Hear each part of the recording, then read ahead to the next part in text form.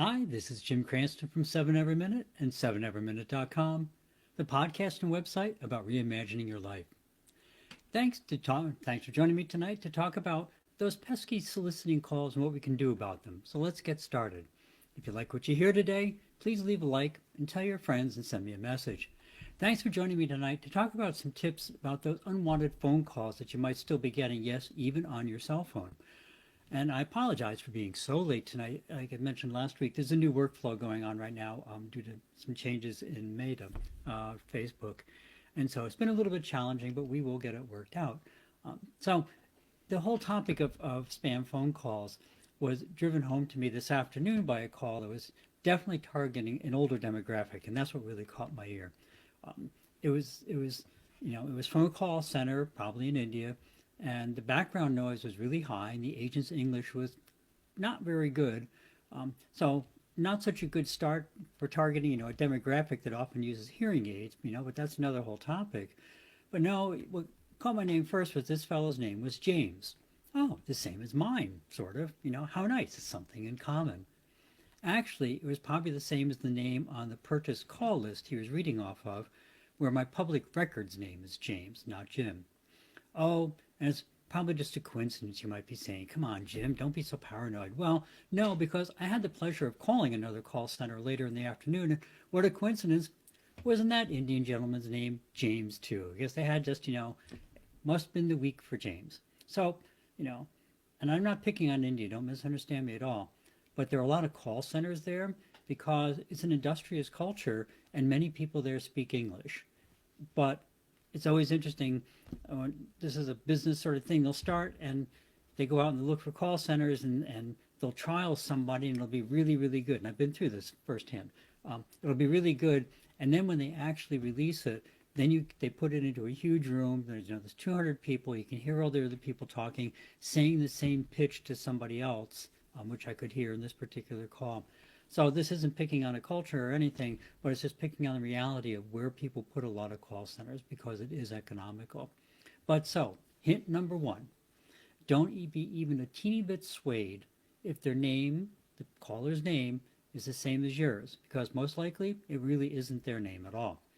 Also, never be swayed by the phone number, because in this particular case, the phone number is very similar to my area code, but a lot of mass callers now, they just completely spoof or fake the caller ID information, or they route the call through a number of small domestic phone companies, so it appears to be coming from the US. This is continually being investigated by the FCC, and gosh darn it, they just can't seem to shut these few small providers down. But that's another whole topic.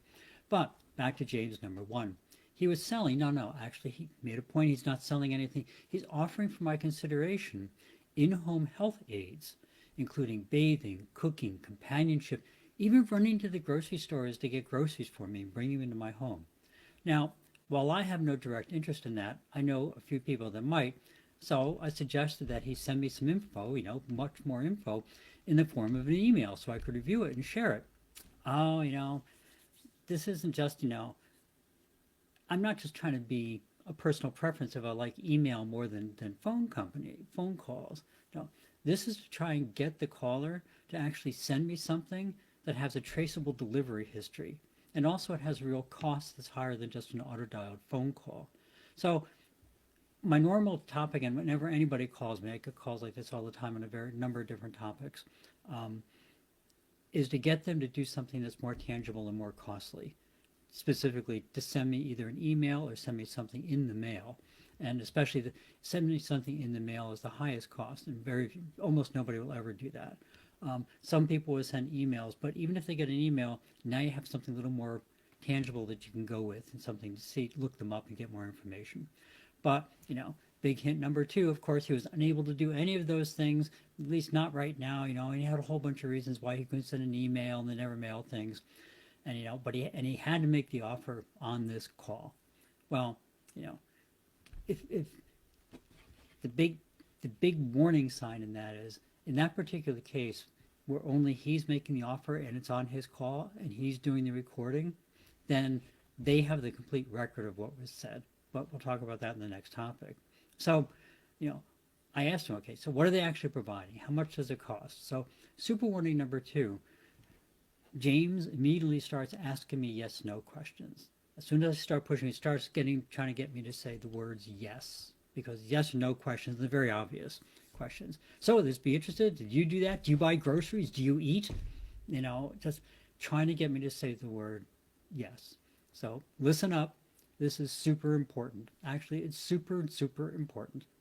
If you ever get a call from a questionable phone number or it just sounds suspicious, never ever use the word yes or any other word in the affirmative, not once. They're recording the call and they will edit the recording so it sounds like you said yes to some question, asking permission, to sign you up for something or that they could do something. And so I'll give you some examples. Is this Mr. Cranston? Who's calling, please? Oh, this is X from company Y. Is this Mr. Cranston? What is this call regarding, please? Just answer the yes/no questions with another question. If they ask, would you like to hear more? Then reply with the question, what are the details? So at this point, it was pretty clear that my new best friend forever, James, was just a scammer. But it gets scammier, a new word I just made up just for my listeners. Since he gets paid, usually, by the successful call, he's getting a little impatient now. So he starts telling me more details without prompting. As I mentioned above, all sorts of personal care services, right? He's right at your house, everything that makes your life comfortable. And here's the huge, huge warning in hint number 4. James number 1 says, and it's all at no cost to you. Run for the hills, which is what I did. I immediately replied, no, no, no, goodbye, and hung up. Manners and common courtesy have no place when you have to leave in a hurry off a phone call. Just cut them off and hang up. Because most likely what would have come next would be them asking for my Social Security and or Medicare numbers, just so we can set up the service for you, or maybe some credit card info, to process the application fees, just to round out the whole identity theft that's going on there. So James's presentation was pretty rough around the edges, and it was not a good call center. He didn't speak well. His presentation was rough, and he was obviously in a hurry. But pay attention to the hints that came up. So let's go through those steps and the hints once again, because it's kind of important. Somebody cold calls you with an offer that seems a little too good. You should immediately think, why would they do that? If you haven't signed up for anything recently, there's no reason for some super amazing offer that it just should suddenly show up in your life. AARP, probably a number of people belong to that. They're generally pretty careful about who they sell the name list to, and not very many people at that. It's usually really partners. So, who else are you talking to that would have your demographic information? Something to keep in mind. Next, just because, take another example, some sweet young thing named Julie calls you and asks if she can call you dear, that doesn't change the tactics. Matter of fact, you should be even more wary because Julie is probably working for a more polished scammer company. Just be super alert to coincidences. Similar names, or they have a relative that lives near where you live, or they were in your town at one point. Anything that sounds like they're trying to endear themselves to you should raise a big red flag. It's called social engineering, and it's amazingly effective, especially if the caller is skilled. It's particularly effective with vulnerable populations of any sort, but in this case, say, older people who might be living alone, going through an illness, any sort of stressful situation. All of a sudden, here's Tom on the phone, and Tom is kind of, oh, I know, I had the same thing. My uncle had something similar. I know what you're going through. Again, look for the coincidence. Look for somebody trying to endear themselves to you, very typically, by having something in common with you. Always ask for the information to be mailed. And when they cannot do that, either emailed or physical mail, and when they cannot do that, you can be pretty much assumed that it's probably a scam of some sort. But if you decide to continue, banish the word yes from your vocabulary and all its synonyms, such as yup, okay, sure. All of them have to go. Just use the word no and ask some more questions. Then if it starts to sound just too good to be real, or if they specifically say, and it's free or no cost, I suggest that you just bail out and say no and hang up. Don't worry about hurt feelings or politeness. Just hang up. I know it sounds rude, but they likely will have a whole script set up targeted at overcoming that first no. It will assure you it's legitimate. They aren't asking for any money, anything. Don't believe any of it. Just leave the call. And if they call back, tell them the FBI is already on hold on the other line and they're chasing the call. In reality, if it does become harassing, you can actually file with a number of agencies, even up to and including the FBI. But in reality, you just want them to go away. I know everyone's probably saying is, I would never fall for that. But you'd be surprised how good some of these people really are.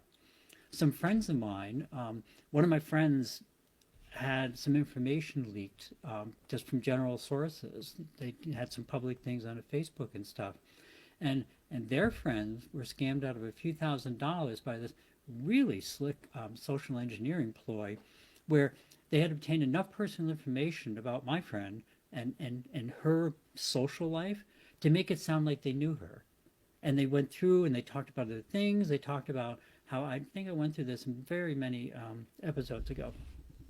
I had been sick at one point, and they talked about how, oh, you know, and you hear that Jim is sick again, and the other person needed some money to pay hospital bills and stuff like that, and they would use whatever language they had to use. They would use whatever other names they're having to use. Oh, I was talking to, to Harry, and I think he already sent some money, and just, it's amazing the stories they can build. So before you say, I would never fall for that, remember, these people net hundreds of millions and billions of dollars each year. And I assure you, many of the people that they fooled were not fools. They're very good at what they do. And it may have been a moment of weakness, or somebody just wanted to help somebody else. But if you're ever in doubt, reread the hints above, stay alert on unknown calls, and don't be afraid to just hang up and leave the call. And if you do give away any information accidentally, immediately contact the financial information, Medicare, Social Security, whoever is in charge of the information you gave away, and put an alert on your identity. I keep, and I'll talk about this more another time possibly, I keep all my credit agencies locked all the time. That means you can't go get a free credit, a new credit card in the store or something like that. But it also means people can't use your credit card as a way to identify information to get even more information about you. If somebody, if you hang up on somebody or whatever, if it's a legitimate call, they'll contact you another way. Some people I know just went through this with Social Security. Very unusual for Social Security. They actually texted somebody I know, and they hung up, and then they texted somebody related to them, and they hung up on them too. And then a couple of days later, they get this email from Social Security saying, why'd you keep hanging up on me? And they called back the supervisor and said, who's this text saying there's Social Security? This is exactly what you say we shouldn't do. So if it's legitimate, like Social Security or something like that, they will get a hold of you another way. Otherwise, just run for the hills. And like I said, we may talk about identity theft protection services and also ways to remove a lot of your information from the public domain. Another time, the services are available. There is cost to them, and it's a big thing. But like I say, that's another whole entire episode or two unto itself. And did I forget to silence my phone? I absolutely did. So we will do that right this red hot second. There we go. So that's it for the evening. To remember to be your own detective and figure out the phone and social media scammers and beat them at their own game. Don't get fooled by social engineering tricks and ploys. They can be extremely good, shockingly good. And just remember, if something seems out of the ordinary, always confirm it with whoever is. In this particular one that I mentioned, the one I got today, I asked for confirmation by another source and they wouldn't do it. So that was the big hint. If somebody calls on the phone and says that they're friends of a common person between the two of you, call the person they say they're friends about. Oh, I know Jane really well. Call Jane and say, hey, do you know this guy? This woman, she said that something happened in your life. If you can't get a hold of them, then wait. It's few things in life are that urgent. So your homework, always optional, is to think about a recent call you may have received that was suspicious, and think about the hints that gave it away, and then go through the list up above and see how much of them match up. Now, for a little extra credit, try and practice ways of ending that call or any call immediately, even abruptly, so that it's clear that you're not a potential target. You don't have to be absolutely rude necessarily, but you can certainly go into the rude territory if need be, because they're very much practicing. Wait, don't go. Hang on, just one more thing. Did I tell you, or maybe you know somebody or whatever, just say thank you, goodbye, and just leave immediately. So that's it. A little different than usual, but like I say, since it was targeting our demographic, the older demographic, um, I've seen other scams, but this one clearly was looking for a vulnerable population. They were looking for people who would most likely need in-home care services, who probably were lonely, who probably could be easily swayed, and let their guard down if somebody seemed like it was going to be their friend. Don't be that person. Um, you say it couldn't possibly be you, but it's a long day, it's tired, and you're just thinking, and here this person comes and offers you some stuff that's really handy. Um, Try not to fall for it. So please remember the many ways, that people are always trying to take advantage of other people, and stay alert and avoid them. So that's it for the evening. Please remember the wars that are currently active in the world, Ukraine, East. It's just a lot of things going on. So as always, ukr7.com, one way to support people in Ukraine, and there a lot of people have a lot of links up now. It's all really good stuff. And then of course for disasters of any sort, World Central Kitchen, WCK.org, they support people anywhere in the world with food and aid. And so two really good organizations. Like we talk about often, even if you can't make a donation or you don't want to donate to one of these groups, just always try and look outside yourself to other people. Because one of the best ways you can care for yourself is to care for others. We talk about that. And just even a little smile, a little word to somebody can just brighten their day and make the world a lot better place for everybody. So if you can and you're able, check out one of the links. Just make somebody's day a little nicer. As always, thank you for stopping by. If you found something interesting or useful, please pass it along, and please hit that like button. If not, please drop me a comment as to what you'd like to hear. Have a great week. Remember to live the life that you dreamed of, because that's the path to true contentment. Love and encouragement to everyone. See you next week on 7 Every Minute and 7everyminute.com. Thank you.